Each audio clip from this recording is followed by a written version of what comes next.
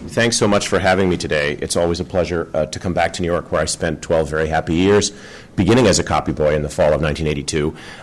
The Times Square of today is not exactly like the Times Square where I went to work, and that's mostly a good thing, I think, because sometimes I was afraid to go out and buy the Daily News at midnight. But I hope you'll forgive my appearing in shirt sleeves. First of all, as you know from the movies, it's how we journalists tend to work. Secondly, I run hot, and this room seems warm to me, although it's very cold outside today, so it probably feels good to everyone else. I'd like to take just a moment, if I could. I don't want to make extensive remarks because I'm interested in hearing your questions, and there's so much in the news about Iraq today that I think that would be the most constructive thing. But to take just a moment to describe a little bit about what this book aims to do and how it came about. Over the years, the Times has published books growing out of news events, but they've often been compilation books in which the previously published dispatches of the paper have simply been strung together with some connecting material. After the September 11th attacks, the Times had the notion to assign my colleague Richard Bernstein, then a book critic and now the Berlin bureau chief, to write a narrative from scratch about the rise of Islamic fundamentalism, the attacks on the Trade Center, the lives of the victims, and how all those stories came together on that awful September morning. And the book was very well received and a modest financial success, so the paper thought it should try to replicate that with a book about the war. And I was serving last winter as a correspondent in the Times Washington bureau, to which I'd returned on September 11th, 2001. It was my first day back after 5 wonderful years in California. It wasn't planned that way. It just turned out to be that way.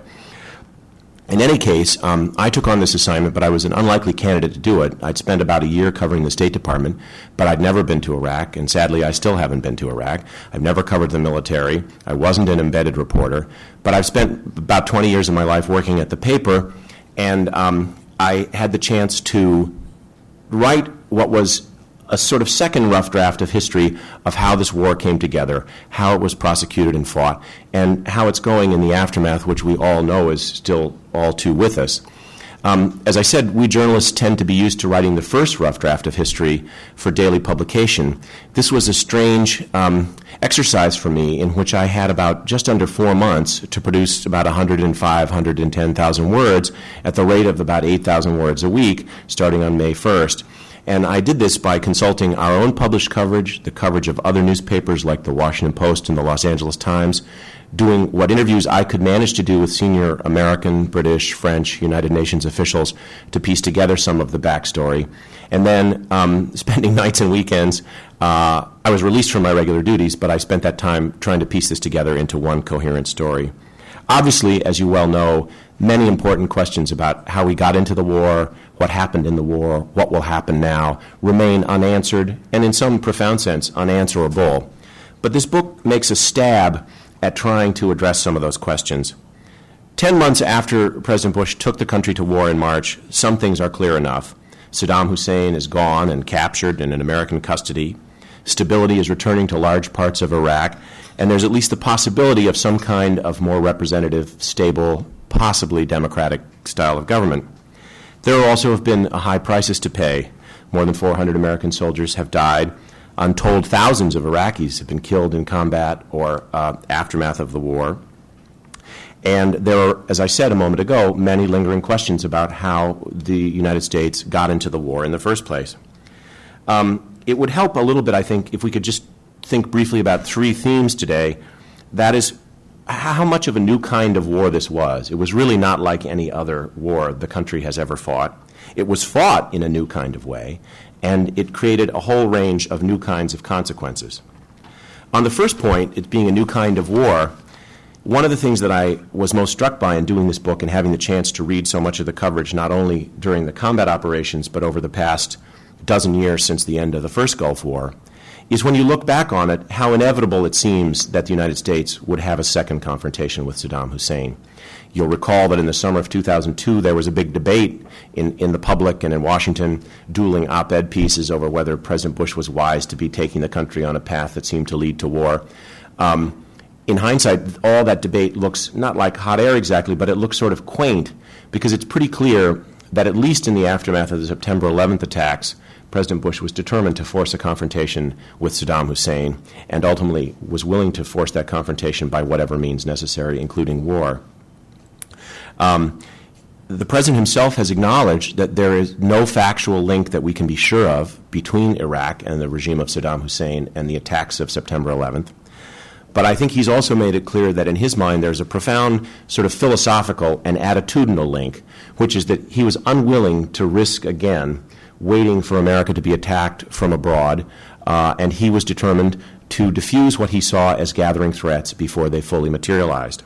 So I think whether Saddam had any links with al-Qaeda, which at this point remain highly doubtful, President Bush clearly saw the two events as linked in his mind, and so did other people in his administration. And there was a meeting, in fact, in the days after the September 11th attacks at Camp David on Saturday, September 15th, at which Iraq came up.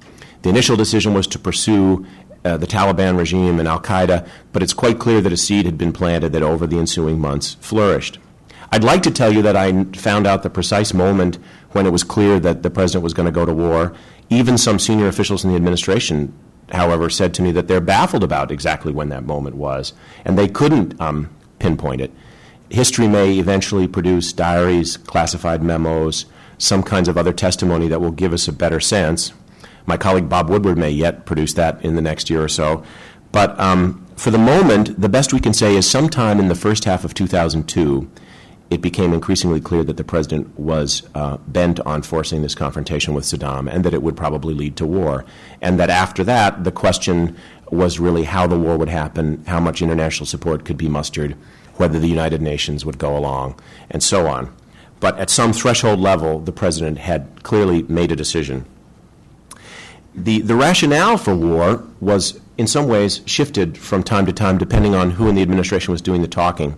Sometimes it was weapons of mass destruction, sometimes it was the threat of terrorism, sometimes it was the goal of establishing a more stable, peaceful Middle East, sometimes it was helping the Israeli-Palestinian peace process.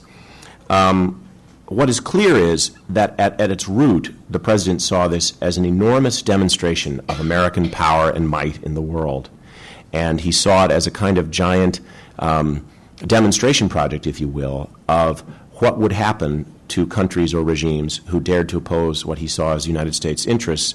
And he basically undertook to, in some sense, make this a model for countries who would trouble the United States. We know there were many doubts about the reliability of pre-war intelligence, about the interpretations of that intelligence. We know that there were many continuing disputes about whether this war was justified, whether it was truly necessary, whether it was a war of discretion. What is clear is that only time will solve some of these mysteries, but it's beyond doubt that part of the reason there was so much debate about whether this war made sense is because it was novel, and the country had never embarked on quite such a preventive or preemptive military effort. And I think that's something that we'll all still be grappling with and that historians will be puzzling over for years to come. If the rationale and the approach to the war was a new kind of war, so was the military conduct of the war a new kind of combat.